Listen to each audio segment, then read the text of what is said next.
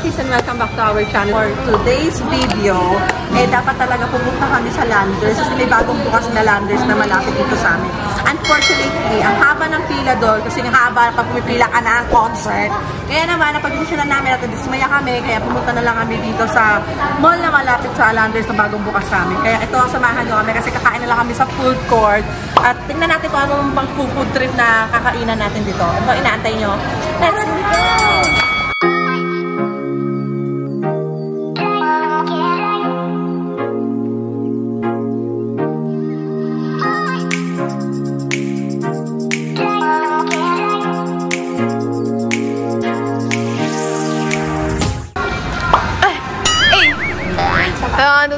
Love mo naman na love kita. Ano ba? Ano ba? Ano ba? Cute mo pag taga.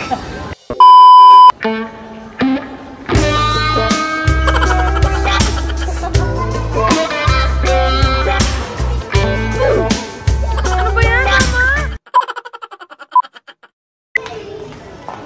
Conchi Fakay. Conchi Pachoy. Conchi Fakay. Hello po, ate. Ate, outfit check po. Ito. This is from H&M. Apo? As a woman. Yes. Galing lang to sa Commonwealth Market. Okay. Yung nasa ngipin niyo po. Urban Smiles. Oh, what And this face is from Lux Organic. Huh? How about the hair? The hair is from Nora Salon.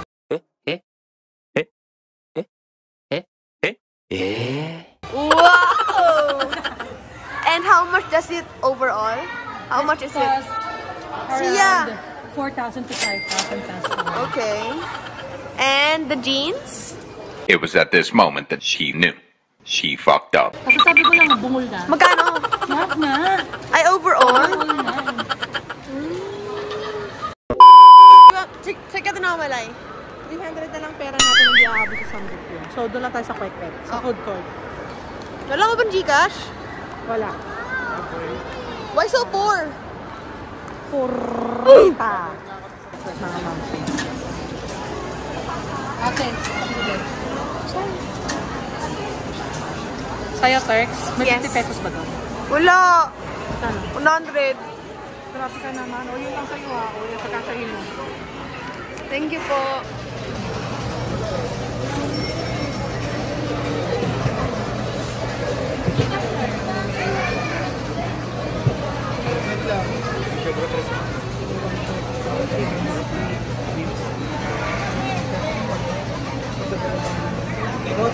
Apo.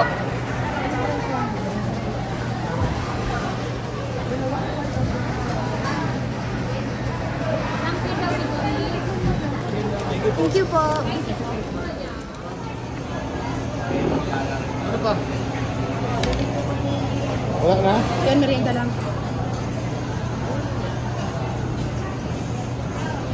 So, we're eating the neon quail eggs.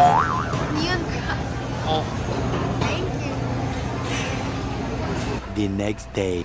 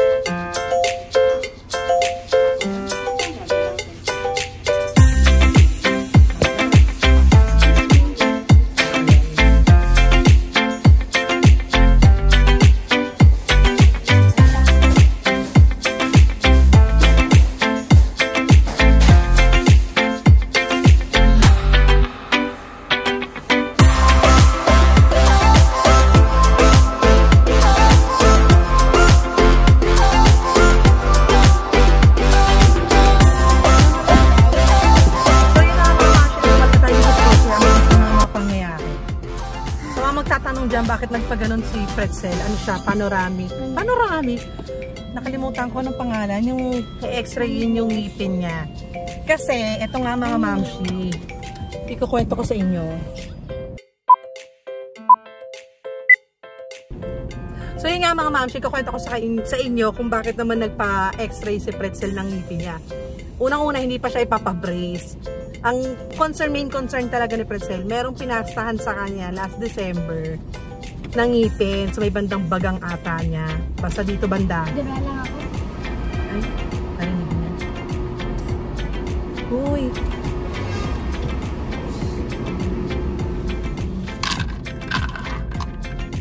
So yun na nga mga mamshi, bakit, sa mga magtatanong dyan, bakit si Pretzel nagpa-x-ray ng ngipin? Hindi po siya magpapabrace, no? Kasi usually, kapag nagpapabrace, ina-x-ray muna yan para makikita yung mga ngipin na sa loob, may lalabas pa, or may mga impacted wisdom, mga ganun. Well, si Pretzel, ang case niya mga mamshi, kaya tayo nagpa-laboratory ng ngipin niya, ay nagpa-x-ray ng ngipin niya. Kasi last December, nagpapasta silang dalawang magkapatid. Ito yon.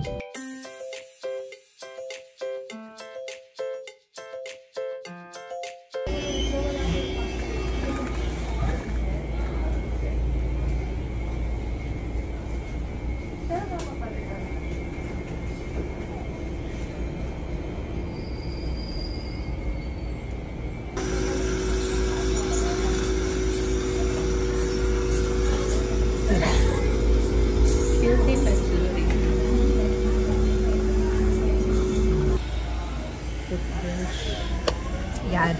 Nagpapasta sila. So, nakita niyo ng mga mamshi. Ngayon, yung pinastahan dito, medyo may napakalalim na daw. Hindi pala medyo, napakalalim na daw noong ngipin na butas ni Pretzel na pinastahan. So, sinabihan na siya ng dentista na gumawa sa kanya na may case na baka sumakit or mangilo. Pero kasi, hindi maganda yung, sa ibang dentist kasi kami nagpagawa nun malapit sa amin. Hindi masyadong maganda yung experience nila. Tapos nagreklamo sila sa akin after kasi parang mabigat yung kamay ng dentista.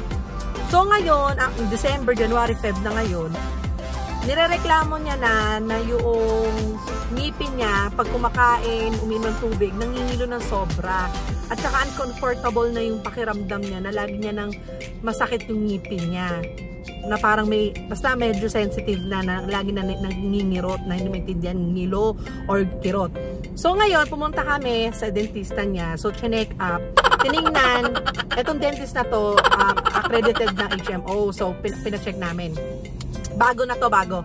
So, pinacheck namin, tiningnan yung pinastahan. Hindi naman siya na-crack actually. Ayos pa rin daw yung napastahan.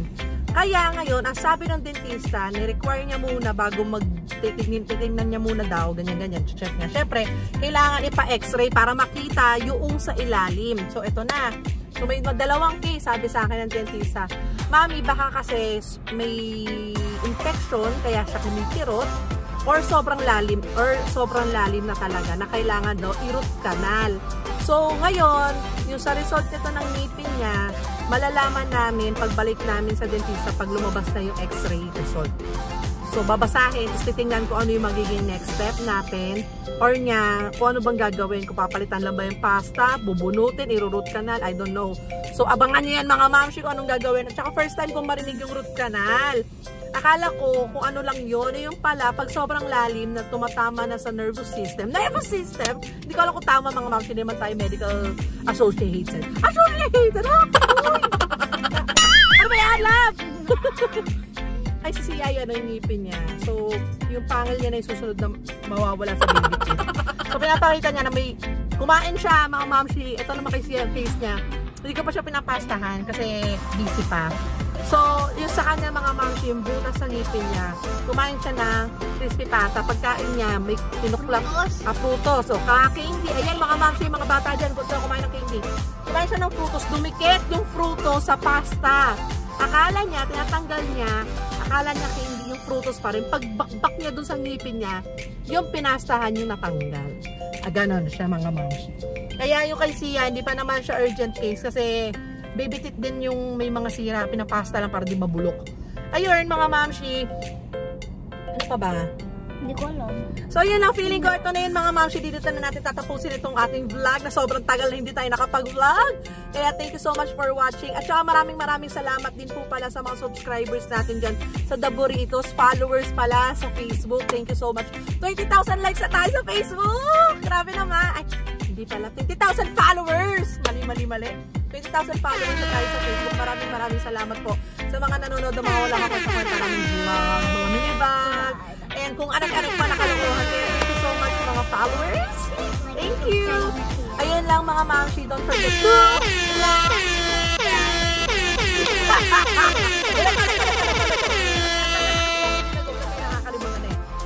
Again. Don't forget to